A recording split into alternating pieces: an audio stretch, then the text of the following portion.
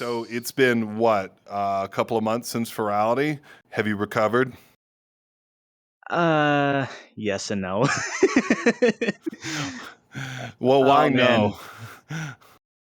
because I miss everything about Somna already. Like I miss the world, I miss the cozy vibe that it had, and then most importantly, I miss the club world a lot. Um, and I've been telling people this, but I think Somna is the first Furality event in years where it has dethroned Furality Legends as my favorite stage.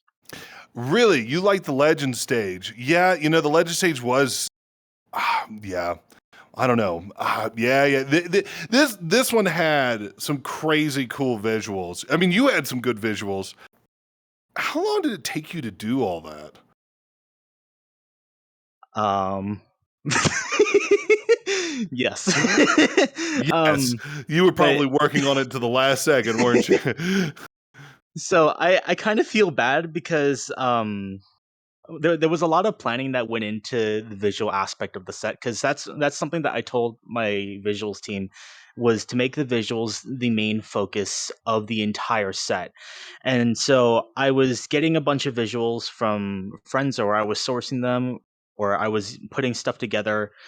And I had even asked Tuna to provide some from like the previous events to be used in that set as well. So that one came up last minute because I forgot to tell Tuna, hey, can I use these for the set? So we were all kind of scrambling, and it was really crazy, but we managed to pull it off, and it was absolutely amazing to work with them. Something that I don't know if everybody knows in the general audience is that you record your whole set and it's projected on the screen for everybody to see. So I assume you were on your own dance floor at one point. How was it?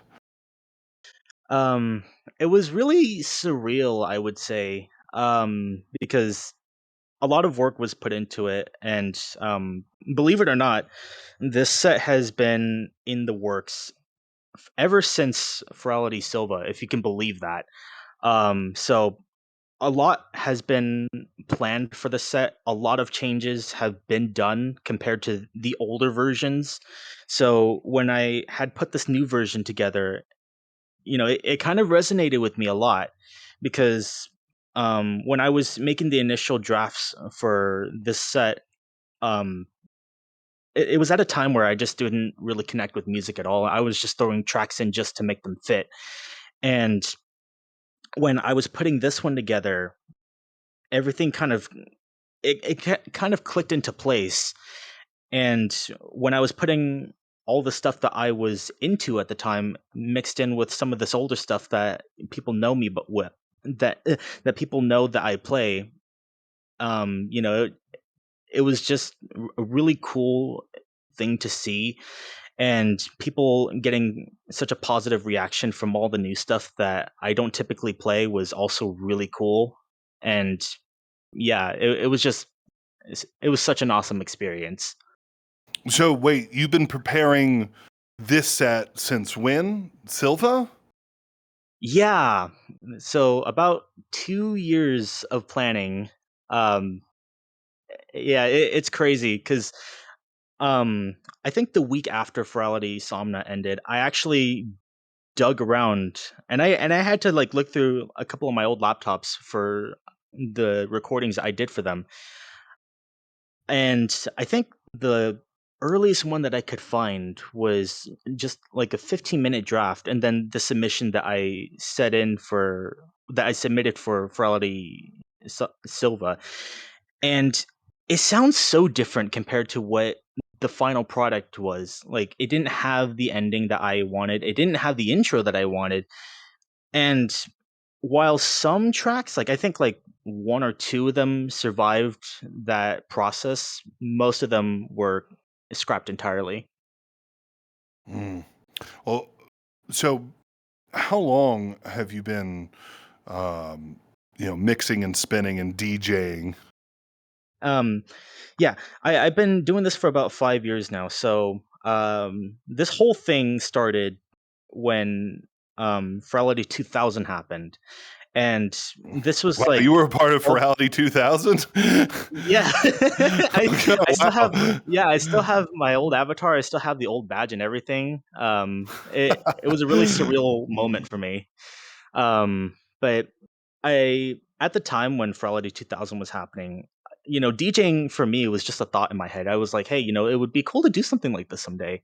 And a person that I would meet much later, Hex Husky, performed there, and that just inspired me to start picking up DJing. So I picked up a controller at the end of the year, and then I just kept putting tracks together.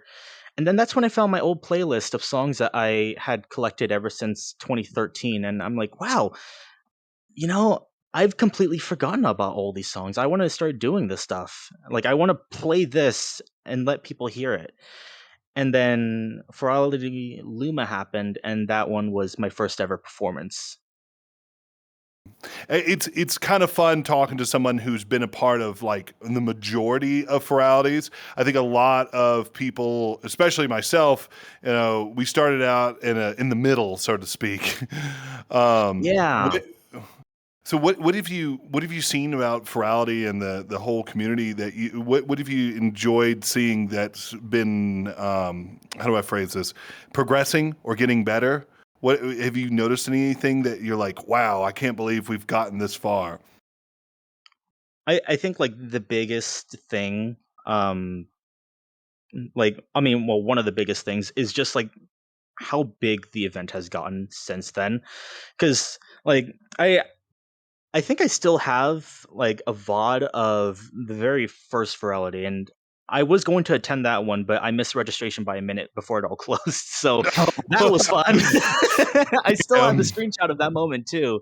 But yeah, I remember seeing the VOD for Fidelity 1, and I still have a VOD of it, and just seeing where that started to Fidelity 2000, which was a massive jump from that one. And then Ferality Luma happened, and then everybody was just losing their mind. and the events just kept getting bigger and bigger. And you know, I've even come to see that a lot of people have been happier since Ferality happened. And though we're not in the pandemic anymore, there's still a lot mm. of people that refer to Ferality as like a second home. Like I sure as hell do, because I mean, literally everything that I built up to this point would not happen without Ferality. But I think the other thing too is, like, especially this year, I've seen them improve both internally and both as an event. Like, a lot of people have been leaving the event really happy. Um, there's been a lot of positive feedback, and everybody handled the whole outage situation very well. Yeah. I think of all the years and its outages, this one was low key in comparison. Yeah. um, what are you using to make your visuals? It's kind of a weird mix of both Premiere and a couple friends that use DaVinci Resolve. Some of them I get from other people. Like, I think one of them specifically was a friend that did visuals for a song called God Rays in the set, and they had put this whole thing together, and they thought that they lost it, but then they found the whole project, and then they shot it my way and said, hey, so I have this, and if you need me to shorten it for the set, I can do that. And I was like, yeah, if you can, then that would be great, because this whole section is going to be like 4 minutes. So they shot that to me, and then I was like, yeah, okay, this is perfect. And then some of them were commissioned. My buddy, um, Rebellion, he made some and he shot some my way to use specifically for this set. And some of them were just found footage. Like a few of them were animes. A few of them were like shots from reels or different shows. Because I'm kind of like that. Like, I like the um I like color in this set. It is pretty much what it is. And then of course I got some of the visuals from Tuna, who was nice enough to shoot them my way for a couple of sections in the set. So that was also another thing that was added to the visuals folder, which is still being added to this day. Hmm. Um, Well, yeah, yeah. I assume you're just kind of preparing as it goes. So I can't imagine that you just only DJ'd once and twice at Furality. I'm assuming you're DJing in VR all the time as well, are you?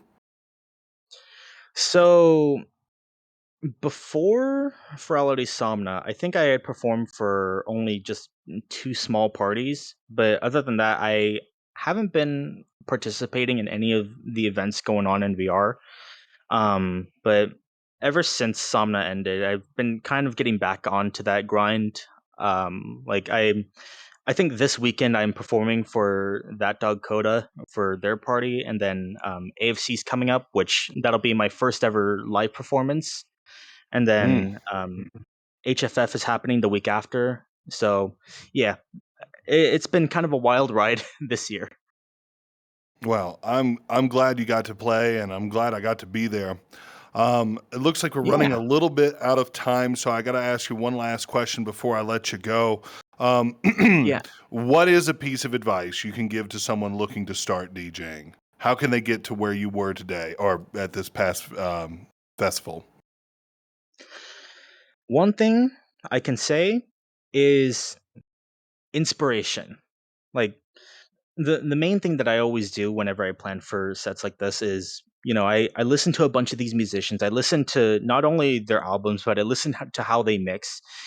And, you know, with that, I find a lot of different musicians that I kind of vibe with. So I start listening to their stuff. And then I try putting together like what comes to my mind first. So just take inspiration and roll with it. And if it works, it works. And you're going to have a lot of fun doing so. That's good. That's good. Trust your gut. I like it. Yeah. Well, Yeah. Spitfire, I want to thank you so much for being here with me today, talking to me.